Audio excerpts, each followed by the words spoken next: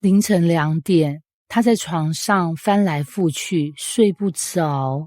不是因为咖啡喝太多，也不是因为失恋，是因为他刚祷告完，却感觉不到神。不是感动太少，而是根本没有，一片空白，静得让人发毛。他问神啊，你是不是忘了我？还是你离开我了？你曾有过这种时候吗？心里明明相信神存在，理智也知道他信实，但情感上却仿佛他缺席了很久，连声音都不见了。诗篇74篇1到11节是亚萨写给一个被打击到底，甚至怀疑神是否还在掌权的世代。圣殿被毁，敌人践踏，神的记号消失，仿佛神的存在也一起被轰走。诗人直问神，你为何将我们丢弃？仇敌毁坏，你会一直忍吗？你的手臂呢？难道收进怀中不用了吗？这不是无理，而是关系够深才敢这么问的信心。这首诗不是一开始就有答案，它只是带我们进入那种看似神失联的感觉里。王品瑜是一位年轻有为的敬拜主领，他的敬拜总是充满热情，仿佛能带人飞上天堂，与天使合唱。大家都说她是灵力敏锐的姐妹，连牧师也常常找她代祷告。她却从不敢告诉别人自己正经历一场听不见神的黑暗。那天晚上，她在会前祷告的时候，怎么祷告都毫无感觉，脑袋空空，灵力干干。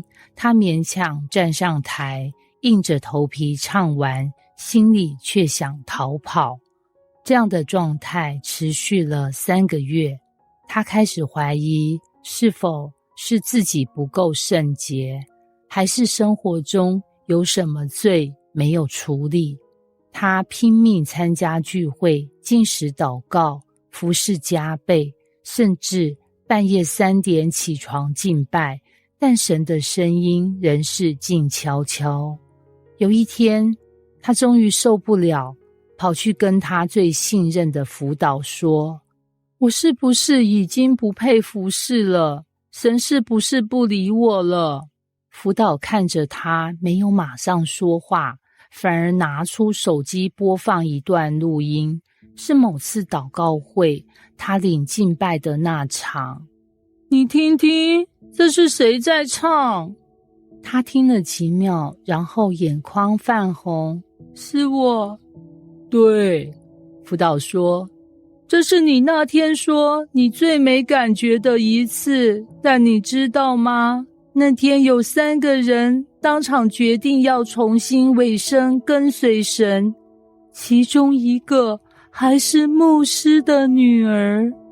你的感觉是0，但神的作为是满分。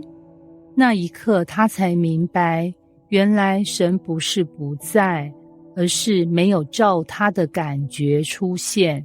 就像诗篇74篇，神看似沉默，却不是弃绝，他只是选择在静默中让我们学会相信他不变的本质，而不是变动的感觉。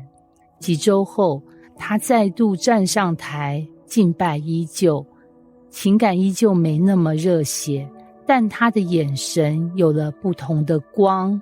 他知道神没离开，他只是选择用别的方式同行。